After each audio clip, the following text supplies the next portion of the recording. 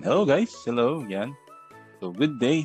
So ngayon, ang topic natin is product research wholesale. Okay? Wholesale naman tayo. This is different method. So ang gagawin natin dito is maghahanap tayo ng mga supplier or ng mga brands within the US na pwede tayong mag-wholesale. Okay? So the first method natin is syempre, meron din tayong si manual method. Okay? Yan. Alright, so let's begin. So sample criteria, andyan yung mga sample criteria which is eto, categories is yung pet supplies, okay? Then rating should be 4 stars and up. Siyempre, kailangan premium brand yung hanapin natin, kaya dapat 4 stars and up. Ang price na let's say ang gusto lang ni client is $20 to $70. Then the number of sellers should be 3 to 7, okay? Bakit 3 to 7? Okay? Kasi pag ang number of sellers is 1 or 2 lang, so technically, there is the possibility na private label sila. Okay? So, hindi tayo nun papayagan na magbenta. Okay? Yan. So, weight should be 7 pounds and we have to make sure na makakabenta tayo ng, or yung brand na ibebenta natin is nakakabenta siya ng 20 unit per month. Okay? Yan. And then also, nandiyan si not sold by Amazon. Siyempre, dapat hindi binibenta ni Amazon. Okay? So, ang extension na gagamitin natin for today is, balik tayo dito sa ating spreadsheet. Then, ang gagamitin natin na extension is DS Amazon Quick View. So, I guess is na-install nyo na ito dun sa online arbitrage. Okay? So, yan yung gagamitin natin. Alright. So, punta tayo ngayon kay Amazon. So, sa manual method is mag-start tayo kay Amazon. So, hahanapin natin yung categories niya. Punta tayo kay pet supplies. Then search natin. Okay. And then punta tayo sa, let's say, hanap tayo dito ng sa small animals. Okay. Small animals and then let's go sa food. Okay. And yung subcategory niya. Alright. Now ngayon sa customer review, we have to make sure na 4 stars and up. So click natin sa 4 stars and up. Okay. And then dito, pupunta tayo sa $20 to $70. Yan, then go. Okay? Yan, alright. So, okay. So, ngayon, makikita natin dito yung mga brands or pwede nating supplier. Yan, so titignan lang natin sila. We have to make sure na not 1 or 2 FBA seller and also not sold by Amazon. Okay? Yan. Okay, may nakita ako dito, 3 FBA sellers. Okay? Check natin. Okay? Alright. So, si Sunburst or si Higgins Sunburst Gourmet Chinchilla Food. 6 pounds lang siya. Okay? So, ngayon, okay, the next thing is, kailangan natin malaman yung price or yung number of sellers, I mean. Okay? Titignan natin kung talagang 4 sellers ang available dito. Okay? So, ngayon, may konting computation lang tayo kasi kailangan natin makuha kuhanin natin ang highest point and lowest point buy box price. Okay? Highest point and lowest point buy box price. Okay? So, dito, makikita natin, so, ang price niya is 23.48. Okay? This is the buy box price. Okay? Yan. Okay, ngayon, hanapin natin yung highest point. So, kumbaga, ito yung allowable na price point na pwede lang ibenta yung product na to. And this is constant pagdating sa wholesale. Okay? And then, lowest buy box price. Yan, kailangan natin limit. Okay? So, kailangan natin yan. Hanapin natin yan. Compute pala natin. Okay. So, paano makukuha?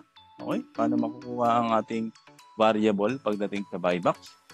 So, kuha tayo ng calculator and then buy box. Okay. So, the buy box would be 23.48 times 2%. Okay. Yan. So, yan yung ating buy box limit. Okay. 0.47 by box limit. Okay? So, saan galing yung 2%? Okay? So, 2%, this is constant pagdating sa wholesale. Constant by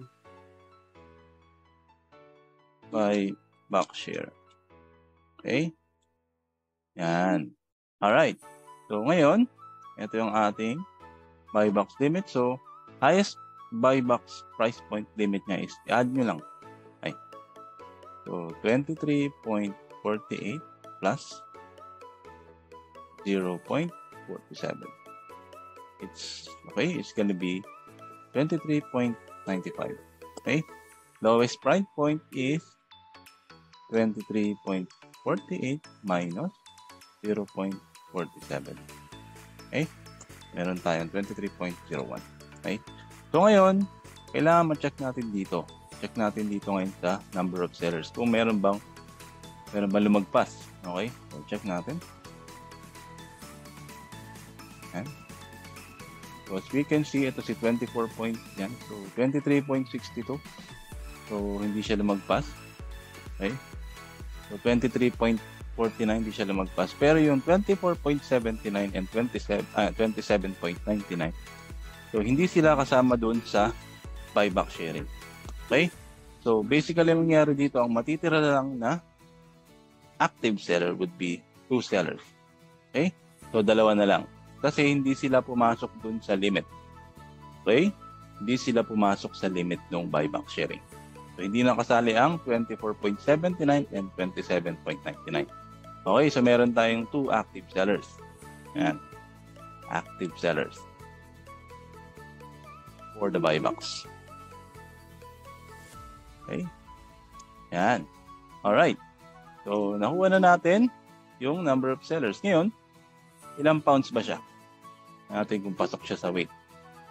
So, I guess parang pasok naman to, parang hindi naman siguro ta. Ayan, 90 ounce lang. Parang hindi naman siya abot ng 7 pounds. Ayan. Okay? Ayan. 3 pounds. Ayan, 3 pounds. Okay? Then, kailangan natin mahanap kung bumibenta ba ito ng 20 unit. 20 unit per month. Okay? So, ngayon, ang gagawin natin is pupunta tayo sa dito pupunta tayo sa website na ito, which is yung Jungle Scout Sales Estimate. Ayan. Ito natin yan. Okay.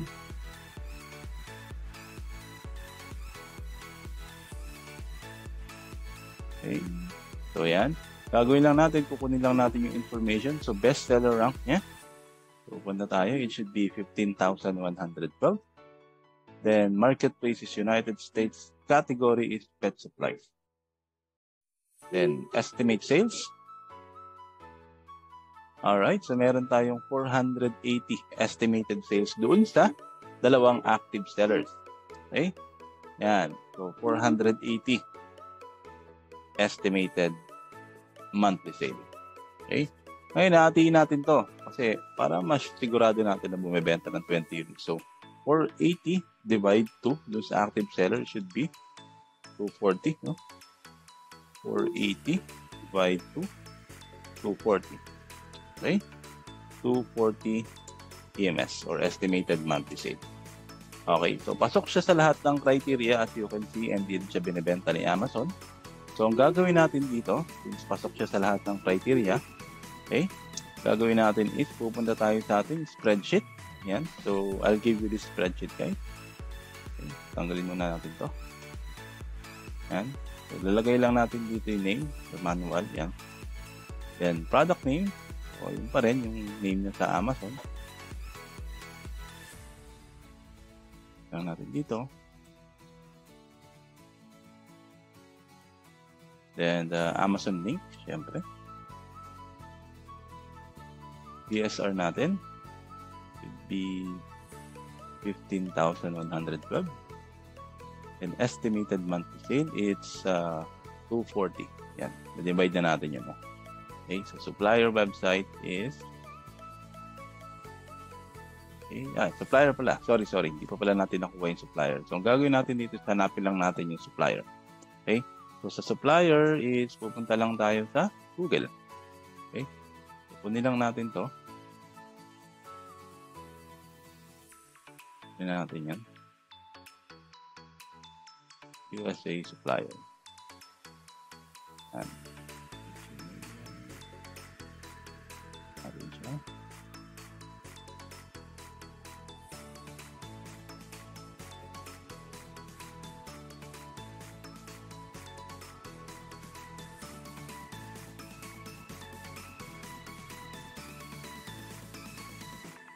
Higgins.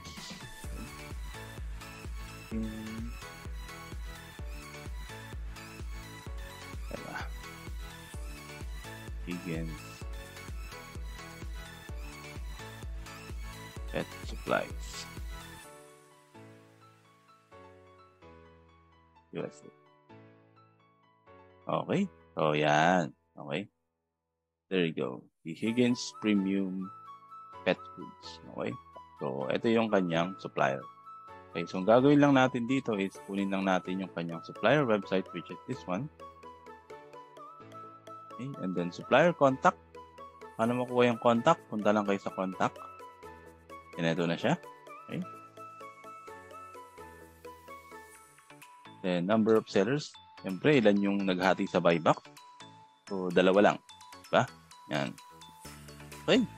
So, pag na-add nyo na dito, ito na yun. Okay.